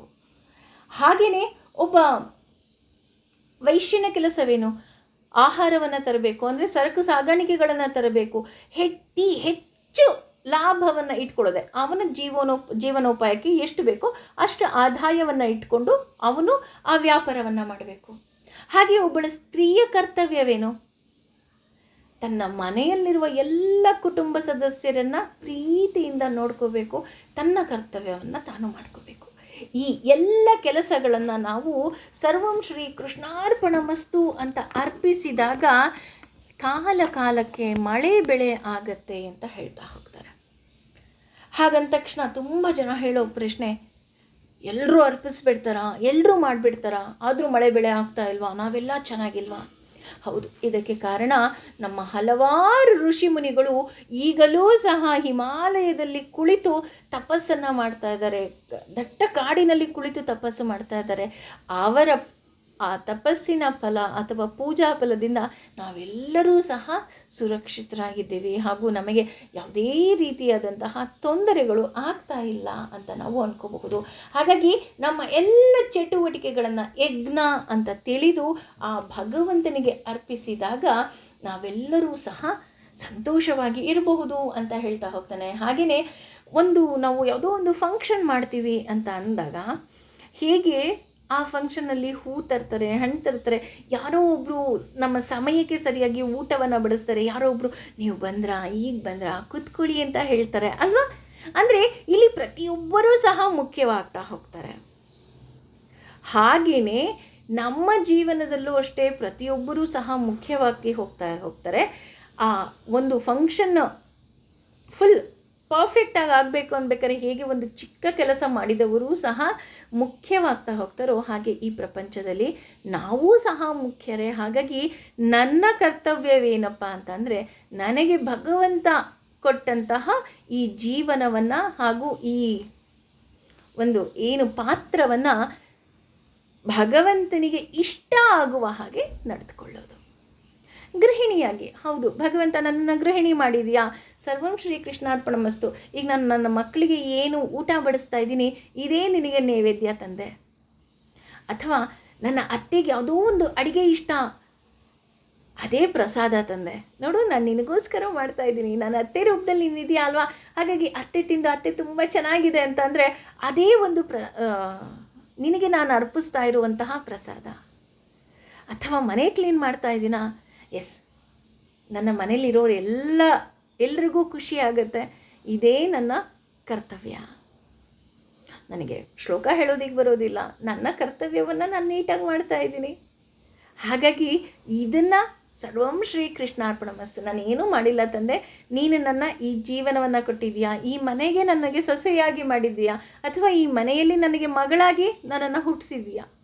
ಹಾಗಾಗಿ ನನ್ನ ಈ ಕರ್ತವ್ಯವನ್ನು ಮಾಡ್ತೀನಿ, ನಾನು ಖುಷಿಯಾಗಿ ಮಾಡ್ತೀನಿ. ದ್ರೌಪದಿಗೆ ಎಲ್ಲೂ ಕಷ್ಟನೇ ಆಗಲಿಲ್ವಂತೆ. ಯಾಕೆ ಅಂತ ಅಂದರೆ, ದ್ರೌಪದಿಯೂ ಹಾಗೆ ಅವಳಿಗೆ ಬಂದಂತಹ ಕಷ್ಟಗಳು ನಮ್ಮೆಲ್ಲರ ಕಣ್ಮುಂದೆ ಬರುತ್ತೆ ಅಲ್ವಾ. ಎಷ್ಟೊಂದು ಕಷ್ಟಪಟ್ಟಳು, ಆದರೂ ಸಹ ಅವಳು ಎಲ್ಲ ಕೆಲಸವನ್ನು ಕೃಷ್ಣನಿಗೆ ಅರ್ಪಿಸಿದಾಗ ಆಕೆ ಸುಖವಾಗಿದ್ಲು ಅಂತ ಅನ್ಕೋಬೋದು. ಹಾಗೆಯೇ ನಾವು ಸಹ ನಾವು ಮಾಡುವಂತಹ ಎಲ್ಲ ಕರ್ತವ್ಯವನ್ನು ಭಗವಂತನಿಗೆ ಅರ್ಪಿಸೋಣ. ಹಾಗೆಯೇ ಭಗವಂತನಿಗೆ ಅರ್ಪಿಸಿದಾಗ ಇನ್ನೆಲ್ಲ ಏನೆಲ್ಲ ಆಗುತ್ತಪ್ಪ ಅಂತ ಅನ್ನೋದನ್ನು 15ನೇ ಶ್ಲೋಕದಲ್ಲಿ ಹೇಳ್ತಾ ಇದ್ದಾನೆ ಭಗವಂತ. ಅಂದರೆ ನಮ್ಮ ಕರ್ಮಗಳು ಹೇಗೆಲ್ಲ ನಮಗೆ ಒಳಿತನ್ನು ಮಾಡುತ್ತೆ ಅಂತ ಹೇಳ್ತಾ ಇದ್ದಾನೆ. ಕರ್ಮ ಅಂದರೆ ಕರ್ಮವು ಬ್ರಹ್ಮ ಅಂತ ಅಂದರೆ ಇಲ್ಲಿ ವೇದಗಳಿಂದ, ಉದ್ಭವತ್ ಅಂದರೆ ಉತ್ಪತ್ತಿಯಾಗಿದೆ ಎಂದು, ವಿಧಿ ಅಂತಂದರೆ ನೀನು ತಿಳಿಯಬೇಕು, ಬ್ರಹ್ಮ ವೇದಗಳು, ಅಕ್ಷರ ಅಂದರೆ ಪರಬ್ರಹ್ಮನಿಂದ ಅಂತ, ಸಮುದ್ಭವಂ ಸಾಕ್ಷಾತ್ಕಾರವಾಗಿ ವ್ಯಕ್ತವಾಗಿದೆ, ತಸ್ಮಾತ್ ಅದರಿಂದ, ಸರ್ವಗಮತ್ ಸರ್ವವ್ಯಾಪ್ತನಾದ ಬ್ರಹ್ಮ ದಿವ್ಯನು, ನಿತ್ಯಂ ಶಾಶ್ವತವಾಗಿ, ಯಜ್ಞದಿಂದ ಪ್ರತಿಷ್ಠಿತಂ ಅಂದರೆ ನೆಲೆಸಿದ್ದಾನೆ. ಅಂದರೆ ಇಲ್ಲಿ ಭಗವಂತ ಏನು ಹೇಳ್ತಾ ಇದ್ದಾನಪ್ಪ ಈ 15ನೇ ಶ್ಲೋಕದಲ್ಲಿ ಅಂತ ನಾವೇನಾದ್ರು ನೋಡಿದ್ರೆ, ಪೂಜೆ ನಮ್ಮ ಎಲ್ಲ ಕರ್ಮಗಳನ್ನು ನಾವು ಭಗವಂತ ನಮ್ಮಿಂದ ಮಾಡಿಸುತ್ತಿದ್ದಾನೆ ಅನ್ನುವ ಒಂದು ಮನೋಭಾವ ನಮ್ಮಲ್ಲಿ ಇರಬೇಕು. ಹಾಗೂ ನಾವು ಏನೆಲ್ಲ ಮಾಡ್ತಾ ಇದ್ದೀವಿ ಅದು ನನ್ನಿಂದ ಅಲ್ಲ, ಅವನು ನನಗೆ ಉತ್ತೇಜನವನ್ನು ಕೊಟ್ಟು ನನ್ನ ಕೈಯಲ್ಲಿ ಆತ ಮಾಡಿಸ್ತಾ ಇದ್ದಾನೆ. ವೇದದಿಂದ ಭಗವಂತ ಹುಟ್ಟಿದ್ದಾನೆ. ಉದಾಹರಣೆ, ನಾವು ಭಗವಂತನ ಬಗ್ಗೆ ತಿಳ್ಕೋಬೇಕು ಅಂತ ಅಂದಾಗ ಹೇಗೆ ವಿಷ್ಣು ಸಹಸ್ರನಾಮ ಅದರ ಅರ್ಥ, ಭಗವದ್ಗೀತೆ ಅದರ ಅರ್ಥ ತಿಳಿದಾಗ ನಮಗೆ ಗೊತ್ತಾಗ್ತಾ ಇದೆ ಭಗವಂತ ಎಲ್ಲೂ ಸಹ ಏನೆಲ್ಲ ಹೇಳಿದ್ದಾನೆ, ಭಗವಂತನ ವಾಚ್ಯಗಳೇನಿದೆ, ಅವನ ಆಸೆಗಳೇನಿದೆ. ಇನ್ನೂ ಭಗವಂತ 12ನೇ ಅಧ್ಯಾಯದಲ್ಲಿ ಹೇಳ್ತಾ ಹೋಗ್ತಾನೆ, ನಾನು ಯಾರನ್ನ ಪ್ರೀತಿಸ್ತೀನಿ ಅಂತಲೂ ಸಹ ಭಗವಂತ ಹೇಳ್ತಾನೆ. ಹಾಗಾಗಿ ಇಲ್ಲಿ ಭಗವಂತ ಹುಟ್ಟಿರುವ ವಿಷಯ ನಮಗೆ ಗೊತ್ತಾಗಬೇಕು ಅಂದರೆ, ನಮಗೆ ಭಗವಂತನ ಅರಿವು ಬೇಕು ಅಂದಾಗ ವೇದಗಳು ನಮಗೆ ತಿಳಿತಾ ಹೋಗುತ್ತೆ. ಹಾಗೆಯೇ ನಾನು ಆಗಲೇ ಹೇಳಿದ ಹಾಗೆ ಭಗವದ್ಗೀತೆಯನ್ನು ಓದೋದ್ರಿಂದ, ಅದರ ಅರ್ಥಗಳನ್ನು ತಿಳ್ಕೊಳ್ಳೋದ್ರಿಂದ ದೇವರು ಯಾರು ಅಂತ ನಮಗೆ ಹೆಜ್ಜೆ ಹೆಜ್ಜೆಗೆ ಗೊತ್ತಾಗ್ತಾ ಹೋಗುತ್ತೆ. ಹೇಗೆ ಉದಾಹರಣೆ, ಇಲ್ಲಿ ನಾನು ಜಸ್ಟ್ ಎಕ್ಸಾಂಪಲ್ ಕೊಡ್ತಾ ಇರೋದು, ಯಾವುದೋ ಒಂದು ವ್ಯಕ್ತಿಯನ್ನು ನಾವು ಅರಿತಾಗ ನಮಗೆ ಯಾವುದೋ ಒಂದು ವ್ಯಕ್ತಿ ಅಂದ್ಕೊಂಡ್ಬಿಟ್ಟಿರ್ತೀವಿ, ಅಯ್ಯೋ ಅವ್ರಿಗೆ ತುಂಬ ಅಹಂಕಾರ ರೀ, ಅವರು ತುಂಬ ಸೊಕ್ಕು ರೀ, ಹಾಗೆ ರೀ ಹೀಗೆ ರೀ. ಹೌದಾ ಅಂತ ನಾವು ನೋಡೋಕ್ಕೆ ಹೋದಾಗ ನಮಗೆ ಗೊತ್ತಾಗುತ್ತೆ, no they are very sweet ಅಲ್ವಾ. ನಮ್ಮೆಲ್ಲರ ಎಕ್ಸ್ಪೀರಿಯನ್ಸಿಗೆ ಇದು ಬಂದಿರುತ್ತೆ. ಹಾಗೆ ಇಲ್ಲಿ ಭಗವಂತನ ಬಗ್ಗೆ ಅಂದಾಗ ನಮ್ಮೆಲ್ಲರಲ್ಲೂ ಸಹ ಒಂದು ಭಯ, ಹೆದರಿಕೆ. ಯಾಕೆ ಆ ಭಗವಂತನ ಬಗ್ಗೆ ಭಯ, ಹೆದರಿಕೆ ಅಂತ ನನಗೆ ಗೊತ್ತೇ ಇಲ್ಲ. Once when we start loving him, yes Krishna love you ಕಂದ, ನಿನಗೆ ಹೇಗೆ ಇಷ್ಟನೋ ನನ್ನ ಜೀವನವನ್ನು ಕರ್ಕೊಂಡು ಹೋಗು ಅಂತ ಹೇಳಿ ನಾವು ಅವನಿಗೆ ಸಂಪೂರ್ಣ ಶರಣಾಗತಿ ಆದಾಗ ಗೊತ್ತಾಗುತ್ತೆ, no he is very sweet ಅಂತ ಅಲ್ವಾ. ಅಂದರೆ ನಾವು ಭಗವಂತನನ್ನು ಅರಿತಾಗ, ಪ್ರೀತಿಸಲು ಶುರು ಮಾಡಿದಾಗ ಭಗವಂತ ನಮಗೆ ಹೇಗೆ ತೆರೆದುಕೊಳ್ತಾ ಹೋಗ್ತಾನೆ. ಅಥವಾ ಈ ಭಗವದ್ಗೀತೆ ಅರ್ಥ ತಿಳ್ಕೊಬೇಕಾರೆ ಅಥವಾ ವಿಷ್ಣು ಸಹಸ್ರನಾಮದ ಅರ್ಥ ತಿಳ್ಕೊಬೇಕಾದ್ರೆ ಗೊತ್ತಾಗ್ತಾ ಹೋಗುತ್ತೆ, ಇಲ್ಲ ಭಗವಂತ ತುಂಬ ಒಳ್ಳೆಯವನು, ಅವನು ಎಲ್ಲೂ ನನಗೆ ಮೋಸ ಮಾಡಿಲ್ಲ ಅಂತ ಎಷ್ಟೋ ತಿಳ್ಕೊಂಡಿದ್ದೀವಿ ಅಲ್ವಾ. ಹಾಗೆಯೇ ಇಲ್ಲಿ ನಾವು ಭಗವಂತನನ್ನು ತಿಳಿಬೇಕು ಅಂದಾಗ, ಅಂದರೆ ಇಲ್ಲಿ ವೇದವನ್ನು ಸಂಪೂರ್ಣ ಯಾರಾದರೂ ತಿಳಿದಿದ್ರೆ ಅದು ಕೇವಲ ಭಗವಂತ ಮಾತ್ರ. ಹಾಗೆಯೇ ಇಲ್ಲಿ ನಾನು ಆಗಲೇ ಹೇಳಿದ ಹಾಗೆ ಒಂದು ಮಗು ಉತ್ಪತ್ತಿ ಆಗಬೇಕು ಅಂದರೆ ನಮ್ಮ ವರ್ಣಾಶ್ರಮದಿಂದ ಬರ್ತಾ ಹೋಗುತ್ತೆ. ಹಾಗೆಯೇ ಒಂದು ಗಂಡು ಹೆಣ್ಣುಗಳ ಮಿಲನದಿಂದ ಮಗು ಆಗ್ತಾ ಹೋಗುತ್ತೆ. ಅದಕ್ಕೆ ಕಾರಣ ಆಹಾರ ಆಗಿರುತ್ತೆ, ಆಹಾರಕ್ಕೆ ಮುಖ್ಯ ಕಾರಣ ಮಳೆ ಆಗಿರುತ್ತೆ, ಮಳೆಗೆ ಕಾರಣ ಯಜ್ಞ ಆಗಿರುತ್ತೆ, ಯಜ್ಞಕ್ಕೆ ಮುಖ್ಯ ಕಾರಣ ಕೆಲಸ ಆಗಿರುತ್ತೆ. ಅಂದರೆ ಇಟ್ ಈಸ್ ಜಸ್ಟ್ ಲೈಕ್ ಒಂದು ಸರ್ಕಲ್ ಹಾಗೆ. ಅಂದರೆ ನಮ್ಮ ಜೀವನ ಅನ್ನೋದೇನಿದೆ ಒಂದು ಚಕ್ರದ ಹಾಗೆ ಇದೆ. ಇಲ್ಲಿ ಗಂಡು ಹೆಣ್ಣು ಮಗು, ಆಹಾರ, ಯಜ್ಞ, ಕೆಲಸ, ವೇದವನ್ನು ತಿಳಿದಾಗ ಭಗವಂತನನ್ನು ತಿಳಿದಾಗ ನನ್ನ ಕರ್ತವ್ಯವನ್ನು ಮಾಡಬೇಕು, ನನ್ನ ಕರ್ತವ್ಯವನ್ನು ಮಾಡಿದಾಗ ಶರಣಾಗತಿ, ಭಗವಂತನಿಗೆ ಶರಣಾದಾಗ ಮತ್ತೆ ನಾವು ಈ ಭೂಮಿಯಲ್ಲಿ ಹುಟ್ಟುತ್ತಾ ಹೋಗ್ತೀವಿ. ಅಂದರೆ it is just like A circle. ಹೀಗೆ ಮೊಟ್ಟೆಯಿಂದ ಹುಳ ಆಗುತ್ತೆ, ಹುಳದಿಂದ ಒಂದು ಕೋಶವನ್ನು ಆ ಬಟರ್ಫ್ಲೈ ಕಟ್ಕೊಳ್ಳುತ್ತೆ, ಆ ಕೋಶದಿಂದ ಹೊರಗೆ ಬಂದು ಬಟರ್ಫ್ಲೈ ಸೂಪರ್ ಆಗಿರುತ್ತೆ, ನೋಡೋದಕ್ಕೆ ತುಂಬ ಚೆನ್ನಾಗಿರುತ್ತೆ. ಆ ಬಟರ್ಫ್ಲೈ ಏನು ಮಾಡುತ್ತೆ, ಮತ್ತೆ ಮೊಟ್ಟೆಯನ್ನು ಇಡುತ್ತೆ. ಅಂದರೆ it is just like A circle ಅಲ್ಲ, ಜೀವನ ಚಕ್ರ ಅಂತ ಏನು ಹೇಳ್ತೀವಿ. ಹಾಗೆಯೇ ಇಲ್ಲಿ 15ನೇ ಶ್ಲೋಕದಲ್ಲಿ ಹೇಳ್ತಾ ಹೋಗ್ತಾನೆ ಭಗವಂತ, ಕರ್ಮ ಬ್ರಹ್ಮೋದ್ಭವಂ ವಿಧಿ. ಅಂದರೆ ಈ ಕರ್ತವ್ಯವನ್ನು ನಾನು ಮಾಡಬೇಕು, ಹಾಗೂ ಬ್ರಹ್ಮ ವಿಧಿ ಅಂತಂದರೆ ನಾವು ವೇದಗಳನ್ನು ತಿಳಿದಾಗ ನಾವು ಭಗವಂತ ಹೇಗಿದ್ದಾನೆ ಅಂತ ನಮಗೆ ಗೊತ್ತಾಗ್ತಾ ಹೋಗುತ್ತೆ. ಹಾಗೆಯೇ ತಸ್ಮಾತ್ ಸರ್ವಗತಂ ಬ್ರಹ್ಮ, ಅಂದರೆ ನಮಗೆ ನಾವು ಮಾಡುವ ಎಲ್ಲ ಕರ್ತವ್ಯಗಳಲ್ಲಿ ಭಗವಂತ ಇದ್ದಾನೆ. ತುಂಬ ಸುಲಭವಾಗಿ ಸರಳವಾಗಿ ನಮಗೆ ಭಗವಂತ ಎಲ್ಲೋ ಇದ್ದಾನೆ, ಅಥವಾ ನಾನು ಇನ್ನು ಹೇಗೋ ಪೂಜೆ ಮಾಡಬೇಕು ಅಂತ ಇಲ್ಲ, ನಾನು ಮಾಡುವ ಎಲ್ಲ ಕರ್ತವ್ಯಗಳನ್ನು ಭಗವಂತ ನಿನಗೆ ಸಮರ್ಪಿಸ್ತಾ ಇದ್ದೀನಿ ಅಂತ ನಾನು ಬಹಳ ಸುಲಭವಾಗಿ ತಿಳಿದುಕೊಳ್ಳಬೇಕಂದಂತಹ ವಿಷಯವನ್ನು ಭಗವಂತ ನಮಗೆ ತುಂಬ ಸರಳವಾಗಿ ಹೇಳ್ಕೊಡ್ತಾ ಇದ್ದಾನೆ. ಹಾಗೆಯೇ ಯಜ್ಞ ಪ್ರತಿಷ್ಠಿತಂ ಅಂದರೆ ನಾನು ಮಾಡುವ ಕೆಲಸವೇ ಯಜ್ಞ ಮಾಡಿದ ಹಾಗೆ. ಹಾಗಾಗಿ ಇವತ್ತಿಂದ ನಾವು ಕೆಲಸಗಳನ್ನು ಮಾಡ್ತೀವಿ, ಈ ಕೆಲಸದಲ್ಲಿ ಒಂದು ದೊಡ್ಡ ಸ್ಮೈಲ್. ಎಸ್, ಕಸ ಗುಡಿಸ್ಬೇಕಾ? ಓಹೋ, ಭಗವಂತನಿಗೆ ಈ ಕೆಲಸವನ್ನು ಅರ್ಪಿಸಿದಾಗ ಭಗವಂತ ನನಗೆ ಒಳ್ಳೇದು ಮಾಡ್ತಾನೆ. ಅಥವಾ ಆಹಾರವನ್ನು ತಯಾರು ಮಾಡಬೇಕಾದ್ರೆ, ಅಥವಾ ಯಾರೋ ಒಬ್ಬರು ರೋಗಿಗೆ ನಾವು ನೋಡ್ಕೋಬೇಕಾದ್ರೆ, ಅಥವಾ ದಾರಿಲಿ ಹೋಗ್ತಾ ಇರ್ತೀವಿ, ಯಾರೋ ಬಿದ್ದು ಹೋಗ್ತಾರೆ, ಅವ್ರನ್ನ ಓಡೋಗಿ ನಾವು ಎತ್ತುತ್ತೀವಿ. ಎಸ್, ಭಗವಂತ ನನ್ನ ಕೈಲಿ ಈ ಕೆಲಸವನ್ನು ಮಾಡಿಸ್ತಾ ಇದ್ದಾನೆ, ಅಷ್ಟೇ. ಶರಣಾಗತಿ ಬಿಟ್ಟರೆ ಇನ್ನೇನೂ ಇಲ್ಲ. ಹಾಗೆಯೇ ನಾವು ಮಾಡುವ ಎಲ್ಲ ಕೆಲಸಗಳು ಸಹ ಯಜ್ಞಕ್ಕೆ ಸಮ ಅಂತ ಇಲ್ಲಿ ಭಗವಂತ ಇನ್ನೂ ಹೇಳ್ತಾ ಹೋಗ್ತಾನೆ ಈ 16ನೇ ಶ್ಲೋಕದಲ್ಲಿ. ಅಂದರೆ ಈ ಶ್ಲೋಕದಲ್ಲಿ ತಿಳಿದಾಗ ನಾವು ಮಾಡುವ ಎಲ್ಲ ಕರ್ತವ್ಯಗಳಿಂದ ಭಗವಂತ ಇನ್ನಷ್ಟು ಸಂತುಷ್ಟನಾಗ್ತಾನೆ ಅಂತ ನಮಗೆ ಗೊತ್ತಾಗ್ತಾ ಹೋಗುತ್ತೆ. ಏವಂ, ಹೀಗೆ, ಪ್ರವರ್ತಿತಂ, ವೇದಗಳಿಂದ ಸ್ಥಾಪಿತವಾದ ಚಕ್ರವನ್ನು ನ ಅನುವರ್ಥಯತಿ, ಅಂದರೆ ಅನುಸರಿಸುವುದಿಲ್ಲವೋ, ಈ ಜೀವನದಲ್ಲಿ ಯಾರು ಲಘು ಆಯಂ, ಅಂದರೆ ಪಾಪ ಭರಿತ ಬದುಕನ್ನು, ಇಂದ್ರಿಯ ಆರಾಮಂ, ಅಂದರೆ ಇಂದ್ರಿಯ ತೃಪ್ತಿಯೇ, ಹಾಗೆಯೇ ಅದೇ ಇಂಪಾರ್ಟೆಂಟಾಗಿ, ಅಮೋಘಂ, ವ್ಯರ್ಥವಾಗಿ, ಪಾರ್ಥ, ಪೃಥ್ವಿಯ ಮಗನೇ, ಸಹ ಅವನು ಜೀವತಿ, ಅಂದರೆ ಬದುಕುತ್ತಾನೆ. ಅಂದರೆ ನಾನು ಈಗ ಏನು 15ನೇ ಶ್ಲೋಕದಲ್ಲಿ ಒಂದು ಚಕ್ರವನ್ನು ಹೇಳಿದೆ, ಆ ಚಕ್ರದಲ್ಲೇ ಹೇಳ್ತಾ ಇದ್ದಾನೆ ಭಗವಂತ, ನೀನು ಅಗಯು ಅಂತ ಅಂದರೆ ಪಾಪ ಸುತ್ತಿಕೊಳ್ಳದೆ, ಅಂದರೆ ನಾವು ಏನು ಸಂಸಾರವನ್ನು ನಡೆಸ್ತೀವಿ, ನಾವು ಏನು ಈ ಜೀವನವನ್ನು ನಡೆಸ್ತೀವಿ, ಇದರಲ್ಲೇ ನಾವು ಪಾಪ ಸುತ್ತಿಕೊಳ್ಳದ ಹಾಗೆ ನಮ್ಮ ಎಲ್ಲ ಕರ್ತವ್ಯಗಳಿಂದ ಭಗವಂತನನ್ನು ಇನ್ನಷ್ಟು ಹತ್ತಿರವಾಗಬಹುದು. ಹೇಗಪ್ಪ ಅಂತ ಅಂದರೆ, ನಾವು ಏನೆಲ್ಲ ಕೆಲಸಗಳನ್ನು ಮಾಡ್ತೀವಿ ಆ ಕೆಲಸಗಳನ್ನು ಒಂದು ಭಗವಂತನಿಗೆ ಅರ್ಪಿಸೋದು. ಹಾಗೆ ನಾವು ಈ ಪ್ರಪಂಚಕ್ಕೆ ಬಂದಿದ್ದೀವಿ ಅಂತ ಅಂದರೆ, ಇದರಿಂದ ನಾನು ಏನೆಲ್ಲ ಉಪಯೋಗಗಳನ್ನು ಪಡಿತೀನಿ ಆ ಉಪಯೋಗಗಳನ್ನು ಮತ್ತೆ ಮರಳಿ ಕೊಡುವಂಥದ್ದು. ಹೇಗೆ ಮತ್ತೆ ಮರಳಿ ಕೊಡೋದು?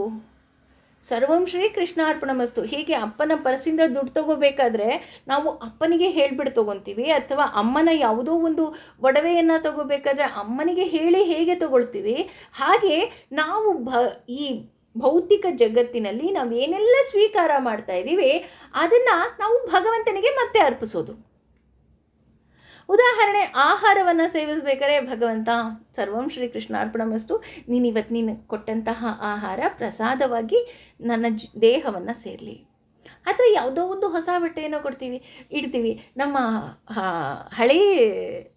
ನಮ್ಮ ಹಿರಿಯರು ಏನು ಮಾಡ್ತಾಯಿದ್ರು ಅಂದರೆ, ಆ ಬಟ್ಟೆಗಳನ್ನು ದೇವ್ರ ಮುಂದೆ ಇಟ್ಬಿಟ್ಟು ಅದು ಯಾವುದೋ ಒಂದು ಅಂಚಿಗೆ ಒಂಚೂರು ಅರಿಶಿಣವನ್ನು ಹಾಕಿ ಅಪ್ಪ ಅಮ್ಮನ ಆಶೀರ್ವಾದದ ಮೂಲಕ ನಾವು ಆ ಬಟ್ಟೆಯನ್ನು ತಗೊಳ್ತಾ ಇದ್ವಿ ಅಲ್ವಾ? ಈಗಲೂ ಸಾಕಷ್ಟು ಜನ ಮಾಡ್ತೀರಾ ಅಂತ ಅನ್ಕೊತೀನಿ. ಅಥವಾ ಹೊಸ ಬಟ್ಟೆ ಹಾಕೋಬೇಕಾದ್ರೆ ಅಜ್ಜಿ ಹೇಳ್ತಾ ಇದ್ದಿದ್ದು ಮಾತು, ಅರಿಶಿನ ಹಚ್ಕೊಂಡು ಹಾಕ್ಕೊಂಡ್ಯಾ? ಯಾಕೆ ಅರಿಶಿನ ಹಚ್ಕೊಂಡು ಹಾಕ್ಕೋಬೇಕು? ಭಗವಂತ ಇದು ನೀನು ಕೊಟ್ಟಿದ್ಯಾ ಅಂದರೆ ಅರಿಶಿನ ತಗೋಬೇಕು ಅಂದ ತಕ್ಷಣ ದೇವ್ರ ಮನೆಗೆ ಹೋಗ್ತೀವಿ. ದೇವ್ರ ಮನೆಗೆ ಹೋದ ತಕ್ಷಣ ಭಗವಂತ ಥ್ಯಾಂಕ್ ಯು, ನನಗೆ ಇಷ್ಟವಾದ ಬಟ್ಟೆ ಕೊಟ್ಟಿಯಲ್ಲ, ಅಥವಾ ಇಷ್ಟವಾದ ಒಡವೆಯನ್ನು ಕೊಟ್ಟಿಯಲ್ಲ. ನೋಡಿ ಎಷ್ಟು ಸಿಂಪಲ್ ನಮ್ಮ ಹಿರಿಯರು ಮಾಡಿರೋ ಆ ಶಾಸ್ತ್ರ ಸಂಪ್ರದಾಯಗಳು ಅಂದರೆ ನಾವು ಮರ್ತು ಹೋಗ್ತಾ ಇದ್ದೀವಿ ಕಣ್ರಿ ಅಷ್ಟೇ. ಅಲ್ಲೇ ಟ್ರಯಲ್ ರೂಮಲ್ಲಿ ಟ್ರಯಲ್ ಅಂತ ಹಾಕ್ಕೊಂಡು ಅದನ್ನು ನಾವು ಮಜಾ ಮಾಡ್ತಾ ಇದ್ದೀವಿ ಬಿಟ್ಟರೆ ನಮಗಲ್ಲಿ ಸಮರ್ಪಿತ ಭಾವನೆ ಇಲ್ಲ. ಎಕ್ಸ್ಪೆಷಲಿ ಮದುವೆಗೆ ನಾವೇನಾದರೂ ಒಡವೆಗಳನ್ನು ಬಟ್ಟೆಗಳನ್ನು ತಗೊಂಡಾಗ ಆ ಎಲ್ಲ ಒಡವೆಗಳನ್ನು ಮತ್ತು ಬಟ್ಟೆಗಳನ್ನು ಈವನ್ ಕೊಡೋರಿಗೆ ತಂದಂತಹ ಬಟ್ಟೆಗಳನ್ನು ಇಟ್ಟು ಅದಕ್ಕೆಲ್ಲ ಪೂಜೆ ಮಾಡಿ ನಂತರ ಅದನ್ನು ನಾವು ಬೇರೆಯವರಿಗೆ ತೋರಿಸ್ತಾ ಇದ್ವಿ. ಬಟ್ಟೆ ತೋರಿಸೋದೇ ಒಂದು ಫಂಕ್ಷನ್, ಒಂದಿನ ಅಲ್ವಾ? ಯಾಕೆ ಮಾಡ್ತಾ ಇದ್ವಿ? ಅಯ್ಯೋ ಭಗವಂತ, ಇಷ್ಟೊಂದು ಒಳ್ಳೆಯ ಬಟ್ಟೆಗಳನ್ನು ಆಭರಣಗಳನ್ನು ನನಗೆ ಕೊಟ್ಟಿದೆಯಲ್ಲ, ಥ್ಯಾಂಕ್ ಯು. ನೋಡಿ, ಶರಣಾಗತಿ ಅಷ್ಟೇ. ಹಾಗೆಯೇ ಈ ವರ್ಣಾಶ್ರಮದಲ್ಲಿ ನಾವು ಏನನ್ನು ಪಡೆದಿದ್ದೀವೋ, ಅಂದರೆ ನಾವು ಯಾವ ಸ್ಥಾನದಲ್ಲಿ ಇದ್ದೀವೋ. ಉದಾಹರಣೆ, ನೀನು ವರ್ಣಾಶ್ರಮದಲ್ಲಿ ಇನ್ನೂ ಬ್ರಹ್ಮಚಾರಿಯಾಗಿದ್ದೀಯಾ, ಹಾಗಿದ್ರೆ ನೀನು ವಿದ್ಯೆಯನ್ನು ಕಲಿ. ಗೃಹಸ್ಥಾಶ್ರಮದಲ್ಲಿ ಇದ್ದೀಯಾ, ನೀನು ನಿನ್ನ ಗೃಹಸ್ಥವನ್ನು ಚೆನ್ನಾಗಿ ನಿಭಾಯಿಸು. ಹಾಗೆ ನೀನು ವೃದ್ಧಾಶ್ರಮ ಅಂದರೆ ವಯಸ್ಸಾಗ್ತಾ ಇದೆಯಾ, ಆಗ ನೀನು ಭಗವಂತನ ಮೊರೆ ಹೋಗು. ಇನ್ನೂ ನಿನ್ನ ಕರ್ತವ್ಯ ಎಲ್ಲ ಮುಗಿತಾ ವಾನಪ್ರಸ್ಥಾಶ್ರಮಕ್ಕೆ ಹೋಗು. ಹಾಗೆಯೇ ನೀನು ಯಾವ ವರ್ಣದಲ್ಲಿ ಇದ್ದೀಯಾ, ವರ್ಣ ನಾನಿಲ್ಲಿ ಹೇಳ್ತಾ ಇರೋದು ಜಾತಿ ಅಲ್ಲ. ನೀನು ಬ್ರಾಹ್ಮಣರಾಗಿದ್ದೀಯಾ, ಅಧ್ಯಯನವನ್ನು ಮಾಡ್ತಿದ್ದೀಯಾ, ಓಕೆ, ನಿನ್ನ ಅಧ್ಯಯನವನ್ನು ಮುಂದುವರಿಸು. ನೀನು ಕ್ಷತ್ರಿಯನಾಗಿದ್ದೀಯಾ, ಹಾಗಿದ್ರೆ ನೀನು ಈ ದೇಶವನ್ನು ಕಾಯಿ. ಇಲ್ಲಿ ಭಗವಂತ ಯಾಕೆ ಇಲ್ಲಿ ವರ್ಣಗಳ ಬಗ್ಗೆ ಹೇಳ್ತಾ ಇದ್ದಾನೆ ಅಂದರೆ, ಅರ್ಜುನ ನೀನು ಜ್ಞಾನಿಯಾಗಿದ್ದೀಯಾ, ಜ್ಞಾನಿ ಅಂದರೆ ಬ್ರಾಹ್ಮಣ, ಆದರೂ ಸಹ ನೀನು ತಪಸ್ಸು ಮಾಡ್ತೀನಿ ಅಂತ ಹೇಳಬಾರ್ದು, ಅಥವಾ ನೀನು ಕಾಡಿಗೆ ಹೋಗ್ತೀನಿ ಅಂತ ಹೇಳಬಾರ್ದು. ನೀನು ಕ್ಷತ್ರಿಯನಾಗಿದ್ದೀಯಾ, ನಿನ್ನ ಕರ್ತವ್ಯ ಏನು ಅಂತ ಅಂದರೆ ನೀನು ಯುದ್ಧವನ್ನು ಮಾಡಲೇಬೇಕು. ಹಾಗೆಯೇ ನಾವು ಯಾವ ಆಶ್ರಮದಲ್ಲಿ ಇದ್ದೀವಿ, ವರ್ಣಾಶ್ರಮ, ಯಾವ ವರ್ಣದಲ್ಲಿ ಇದ್ದೀವಿ, ಯಾವ ಆಶ್ರಮದಲ್ಲಿ ಇದ್ದೀವಿ ಅಂತ ತಿಳಿದು ನಾವು ಜೀವನವನ್ನು ನಡೆಸಿದಾಗ, ಹಾಗೂ ನಾವು ಸರ್ವವನ್ನು ಭಗವಂತನಿಗೆ ಅರ್ಪಿಸಿದಾಗ ನಮಗೆ ಯಾವ ಪಾಪದ ಲೇಪವೂ ಇರೋದಿಲ್ಲ. ಆದರೆ ಇಲ್ಲಿ ಪಾಪದ ಲೇಪ ಯಾವಾಗ ಬರುತ್ತಪ್ಪ ಅಂತ ಅಂದರೆ, ರಿಂದ್ರಿಯ ರಾಮಃ ಅಂತ ಬರ್ತಾ ಹೋಗುತ್ತೆ. ಅಂದರೆ ನಾವು ಕೇವಲ ಅಘಯು ಅಂತ ಬರ್ತಾ ಇದೆ ನೋಡಿ, ಅಘಯು ಅಂದರೆ ಪಾಪ ಸುತ್ತಿಕೊಳ್ಳುತ್ತೆ. ಯಾವಾಗ ಅಂತ ಅಂದರೆ, ನಾನು ಈ ಎಲ್ಲ ಕಾರ್ಯವನ್ನು ಕೇವಲ ನನ್ನ ಇಂದ್ರಿಯಗಳ ಆಸೆಗೋಸ್ಕರ ಮಾಡಿದಾಗ, ಅದು ಯಾವುದೇ ಕೆಲಸಗಳಾಗಿರಬಹುದು, ವರ್ಣದಲ್ಲಿ ಆದರೂ ಆಗಬಹುದು, ಆಶ್ರಮದಲ್ಲಿ ಆದರೂ ಆಗಬಹುದು, ಕೇವಲ ಇಂದ್ರಿಯಗಳನ್ನು ಸುಖಪಡಿಸುವುದಕ್ಕೋಸ್ಕರ ನಾನು ಕೆಲಸವನ್ನು ಮಾಡಿದಾಗ ಆಗ ನನಗೆ ಪಾಪದ ಲೇಪಗಳು ಬರ್ತಾ ಹೋಗುತ್ತೆ. ಹೇಗೆ ಭಗವಂತ ನೀನು ನನ್ನ ಕೈ ಹಿಡಿದು ಒಳ್ಳೆಯ ಕೆಲಸವನ್ನು ಮಾಡಿಸು ಅಂದಾಗ ನಮಗೆ ಆ ಪಾಪದ ಲೇಪ ಬರೋದಿಲ್ಲ. ಹಾಗೆಯೇ ಇಲ್ಲಿ 4ನೇ ಪಾದದಲ್ಲಿ ಹೇಳ್ತಾ ಹೋಗ್ತಾನೆ,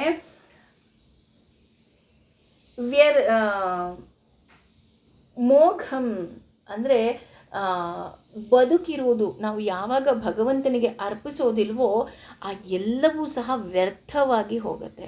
ನಾವು ಬದುಕಿದ್ದು ವೇಸ್ಟ್ ಅಂತ ಹೇಳ್ತಾರಲ್ಲ, ಆ ರೀತಿ ಆಗ್ತಾ ಹೋಗುತ್ತೆ. ಇಲ್ಲಿ ಪಾರ್ಥ ಅಂತ ಯಾಕೆ ಹೇಳ್ತಾ ಇದ್ದಾನಪ್ಪ ಭಗವಂತ ಅಂತ ಅಂದರೆ, ನೀನು ಎಲ್ಲವನ್ನ ಅರ್ಥವಾಗಿ ತಿಳಿದವನು, ಅಂದರೆ ಯು ನೋ ಎವ್ರಿಥಿಂಗ್, ನಿನಗೆ ಪ್ರತಿಯೊಂದು ಗೊತ್ತು ಅಲ್ವಾ, ಹಾಗಾಗಿ ನೀನು ನಿನ್ನ ಕರ್ತವ್ಯವನ್ನು ಮಾಡು. ಇದಕ್ಕೆ ಬೆಸ್ಟ್ ಎಕ್ಸಾಂಪಲ್, ಹೇಗೆ ಭಗವಂತ ನಾವು ಮಾಡುವ ಕೆಲಸವನ್ನು ಯಾವುದೇ ರೀತಿಯಾದಂತಹ ಅಪೇಕ್ಷೆಗಳಿಲ್ಲದೆ ನಾವು ಮಾಡಿದಾಗ, ನಾವು ಮಾಡೋ ಪ್ರತಿನಿತ್ಯದ ಕೆಲಸವನ್ನು ಮಾಡಿದಾಗ ಭಗವಂತ ತುಂಬ ಇಷ್ಟಪಡ್ತಾನಪ್ಪ, ಹೇಗೆ ಪ್ರೀತಿಸ್ತಾನೆ ಅನ್ನೋದಕ್ಕೆ ಬೆಸ್ಟ್ ಎಕ್ಸಾಂಪಲ್ ನಮ್ಮ ಪುಂಡರೀಕ. ನಮ್ಮೆಲ್ಲರಿಗೂ ಗೊತ್ತಿರೋ ಹಾಗೆ ಅವನ ಕರ್ತವ್ಯ ತಂದೆ ತಾಯಿಯ ಸೇವೆ. ಎಷ್ಟು ಚೆನ್ನಾಗಿ ಸೇವೆ ಮಾಡ್ಕೊತಿರ್ತಾನಪ್ಪ ಅಂತ ಅಂದರೆ, ಅವನ ತೊಡೆ ಮೇಲೆ ತಂದೆ ತಾಯಿ ಮಲಗಿರ್ತಾರೆ, ಅವರಿಬ್ಬರನ್ನ ಆರೈಕೆ ಮಾಡ್ತಾ ಇರ್ತಾನೆ ಪುಂಡರೀಕ. ಅದನ್ನು ನೋಡಿ ಭಗವಂತನಿಗೆ ತುಂಬ ಪ್ರೀತಿ ಆಗಿಬಿಡುತ್ತೆ.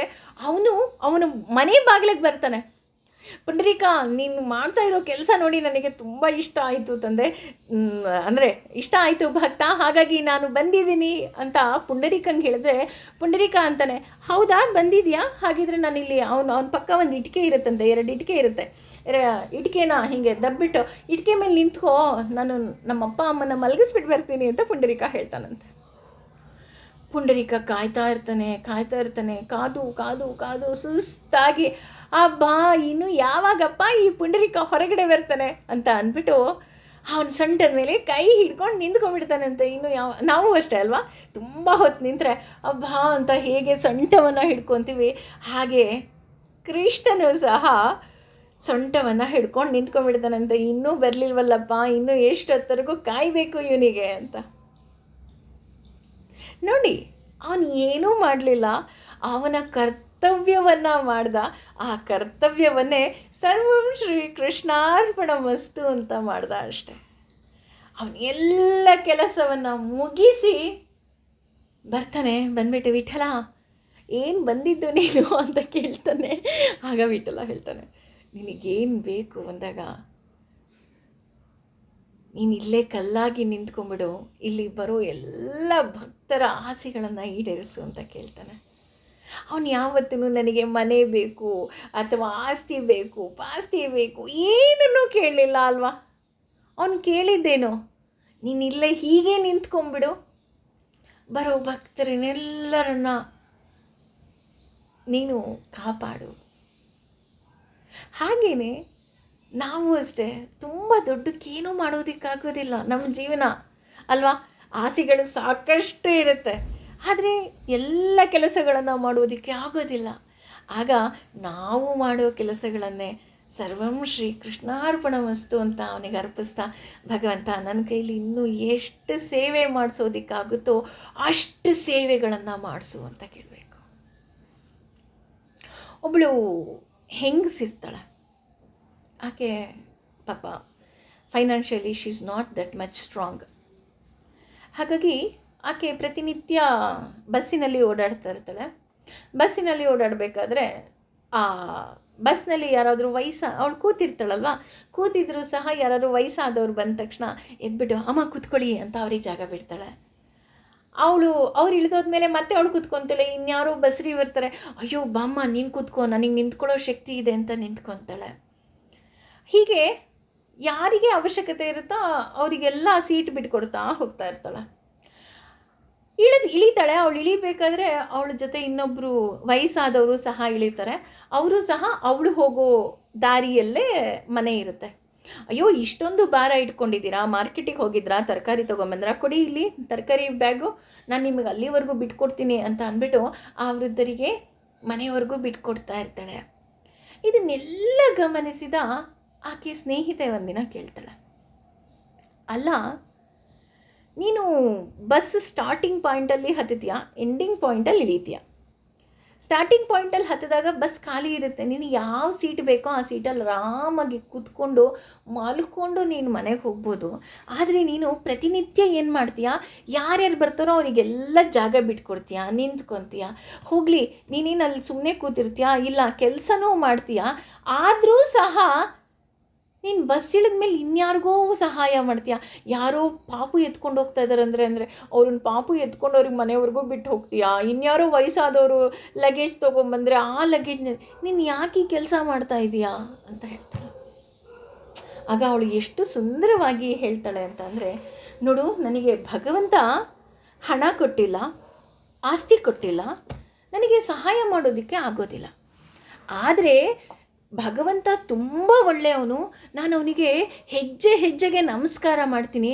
ಯಾಕೆ ಅಂದರೆ ಯಾವುದೇ ರೀತಿಯಾದಂತಹ ಕಾಯಿಲೆ ಕಸಾಲೆ ಇಲ್ಲದಂತಹ ದೇಹವನ್ನು ಕೊಟ್ಟಿದ್ದಾನೆ, ಅಂದರೆ ಗಟ್ಟುಮುಟ್ಟಾಗಿರೋ ದೇಹವನ್ನು ಕೊಟ್ಟಿದ್ದಾನೆ. ಹಾಗಾಗಿ ನನಗೆ ನಿಂತ್ಕೊಳ್ಳೋಕೆ ಶಕ್ತಿ ಇದೆ, ಅವ್ರಿಗೆ ನಿಂತ್ಕೊಳ್ಳೋಕೆ ಶಕ್ತಿ ಇಲ್ಲ, ಅವ್ರಿಗೆ ಜಾಗ ಬಿಟ್ಟಿದ್ದೀನಿ. ಅವ್ರಿಗೆ ಪಾಪ ಎತ್ಕೊಂಡು ಹೋಗೋಕ್ಕಾಗ್ತಿಲ್ಲ, ನಾನು ಅನ್ಕೊತಾ ಇದ್ದೀನಿ ನಾನು ಇದೊಂದು ಸೇವೆಯನ್ನು ಮಾಡ್ತಾಯಿದ್ದೀನಿ, ಅಂದರೆ ಶ್ರಮದಾನವನ್ನು ಮಾಡ್ತಿದ್ದೀನಿ. ಈ ದೇಹವನ್ನೇ ನನ್ನ ಕೈಯಲ್ಲಿ ಎಷ್ಟು ಕೆಲಸ ಮಾಡಿಸೋದಕ್ಕಾಗುತ್ತೋ ಈ ರೀತಿ ಒಳ್ಳೆಯ ಕೆಲಸವನ್ನು ಭಗವಂತ ನನ್ನ ಕೈಯಲ್ಲಿ ಮಾಡಿಸ್ಲಿ ಅಂತ ಹೇಳ್ತಾಳಂತೆ. ಎಷ್ಟು ಸುಂದರವಾದ ಮಾತು ಅಲ್ವಾ. ಅಂದರೆ ನಾವು ಅನ್ಕೊತಾ ಇದ್ದೀವಿ ಅಷ್ಟೇ, ನಾವೇನೋ ದೊಡ್ಡದು ಮಾಡಬೇಕೇನೋ, ಇಲ್ಲ, ಸರಳವಾಗಿ ಇದ್ದು ನಮ್ಮ ಕೈಯಲ್ಲಿ ಎಷ್ಟು ಕೆಲಸ ಮಾಡೋದಕ್ಕೆ ಆಗುತ್ತೋ ಅಷ್ಟು ಇನ್ನೊಬ್ಬರಿಗೆ ಸಹಾಯ ಮಾಡ್ತೀವಲ್ಲ, ಅದೇ ನಿಜವಾದ ಸೇವೆ ಅಂತ. ಅದನ್ನೇ ಇಲ್ಲಿ ಭಗವಂತ ಹೇಳ್ತಾ ಇರೋದು, ಯಜ್ಞ ಅಂದರೆ ನಿನ್ನ ಕರ್ಮಗಳನ್ನು ಮಾಡು ಅಂತ. ನಿಜಕ್ಕೂ ಸಹ ಒಮ್ಮೆ ಯೋಚನೆ ಮಾಡಿ, ಹೇಗೆ ಪುಂಡರೀಕ ವಿಠಲನನ್ನು ಕೇವಲ ತಂದೆ ತಾಯಿ ಸೇವೆ ಮಾಡಿ ಭೂಮಿಗೆ ಕರೆಸ್ತಾನೆ, ಹಾಗೆ ಆಕೆ ಬಹಳ ಸುಲಭವಾಗಿ ಆಕೆ ಕೈಯಲ್ಲಿ ಆದಂತಹ ಕೆಲಸವನ್ನು ಮಾಡ್ತಾಳೆ. ಹಾಗೆ ಭಗವಂತನೂ ಅಷ್ಟೇ ನಮ್ಮ ಕೈಯಲ್ಲಿ ಯಾವ ಕೆಲಸವನ್ನು ಮಾಡ್ಬೋದೋ ಆ ಎಲ್ಲ ಕೆಲಸವನ್ನು ಭಗವಂತ ನಮ್ಮ ಕೈಯಲ್ಲಿ ಮಾಡಿಸ್ಲಿ ಅಂತ ಕೇಳ್ಕೊಳ್ಳೋಣ. ಇಲ್ಲಿವರೆಗೂ 16 ಶ್ಲೋಕದ ಅರ್ಥಗಳನ್ನು ತಿಳ್ಕೊಂಡ್ವಿ. ಐ ಹೋಪ್ ನಿಮ್ಮೆಲ್ಲರಿಗೂ ಸಹ ಇಷ್ಟ ಆಯಿತು ಅಂತ ಭಾವಿಸ್ತೀನಿ. Thank you.